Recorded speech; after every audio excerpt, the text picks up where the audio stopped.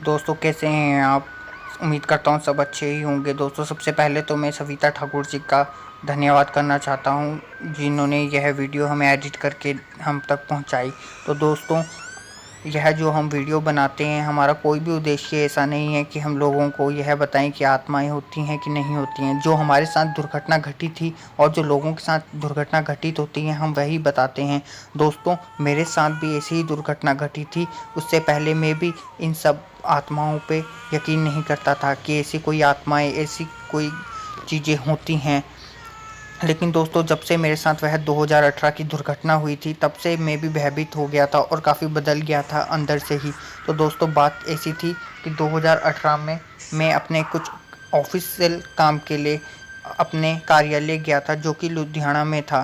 तो दोस्तों मैं लुधियाना में अपने कंपनी के काम से गया था और जब मैं वहाँ से पूरी दिन अपनी मॉक कॉल, अपनी मीटिंग पूरी करके आया तो काफ़ी देर हो गई थी।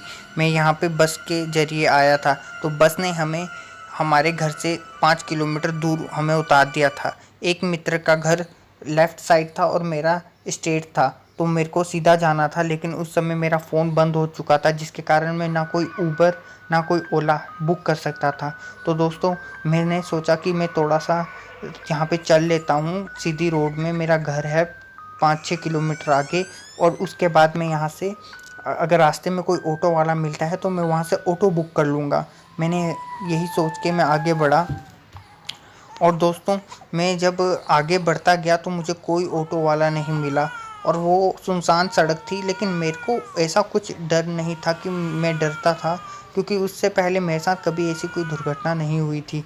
लेकिन मैं उस रोड पे चलता गया तो दूर ही एक रिक्शे वाला मुझे दिखाई दिया। मुझे लगा वह सवारी के लिए रुका होगा और वो लेटा हुआ था। मुझे लगा मैं उसको उठा के पूछ लेता हूँ क्योंकि ये रोड पे अकेला है और सवारी के लिए ही होगा।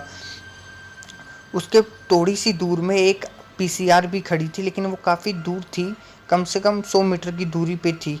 और तो मैंने उसके पास जाके उसको हिलाया, लेकिन तभी वहाँ पे वो पीसीआर वाले मेरी तरफ आए और उन्होंने मुझे पीछे हटने को बोला और मैं हट गया पीछे। और उन्होंने बताया कि यह तो डेड बॉडी है, इसका मुंह ढका हुआ है।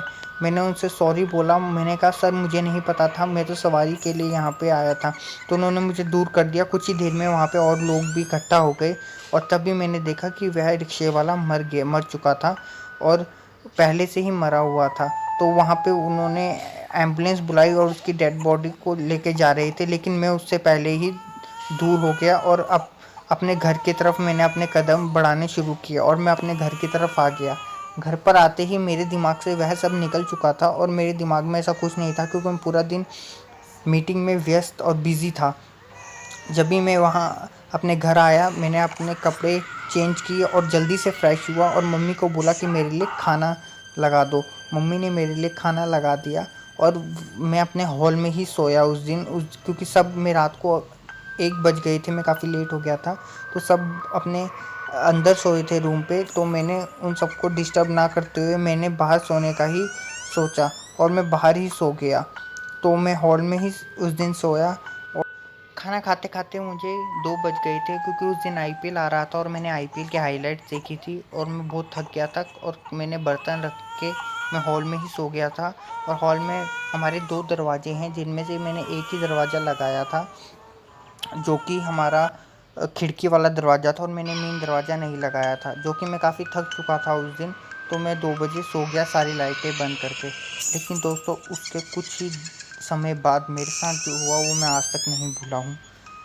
मेरे हाथ में, जैसा कि मैंने पहले भी वीडियो आपको दिखाई है, वैसा ही मैं उठा और मेरा हाथ वैसा ही हो चुका था। दोस्तों ये बातें बहुत अजीब लगेंगी। और उसके बाद मेरे पैरों पे वही बूढ़ा बैठा हुआ था और वो मुझे लेने के लिए आया था। वह बोल रहा था कि मैं तुझे लेने के लिए आया हूँ। और दोस्तों वह मैंने कम से कम आधे घंटे तक महसूस किया और मैं बेड में तड़पता रहा। दोस्तों वो जो दर्द भरा मेरा महसूस था, जो मैंने उस समय महसूस किया था, वो मैं किसी को नहीं बता सकता हूँ। दोस्तों तभी मैं एकदम से उठा और मैं पसीना पसीना हो चुका था और मैं तो पूरे होश में भी नहीं था। और मैं उठा और मैं कूद कर अंदर गया और मैंने अपने घर वालों को उठाया। तो उनको सारी बातें बताई और वो समझ गए थे कि क्या था। तो दोस्तों उसके बाद दोस्तों वह बात में काफ़ी मेरे दिल और दिमाग में चढ़ गई थी और उसके बाद मैंने लोगों से बात करना बंद कर दिया था। और हमारे घर में एक और कमरा है जिसमें मैं अकेला रहना पसंद करता था। उसके बाद मुझे हफ़्ता और 2 हफ़्ता कुछ ऐसा हुआ कि मैं अकेला ही रहा। मैं किसी के साथ रहना मुझे पसंद नहीं था, मुझे अकेला ही रहना था और मैं उसी बारे में सोचता रहता था।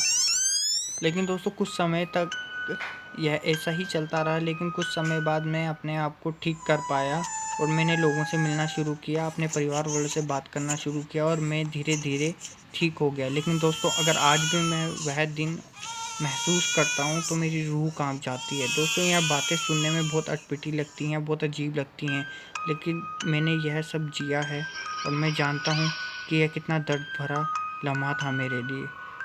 अगर दोस्तों आपके पास भी आपके साथ ऐसा कुछ घटित घटना है या आपके पास कोई कहानी है तो आप हमें हमारे कमेंट बॉक्स में एक बार कमेंट कीजिएगा, हम आपको ज़रूर रिप्लाई देंगे।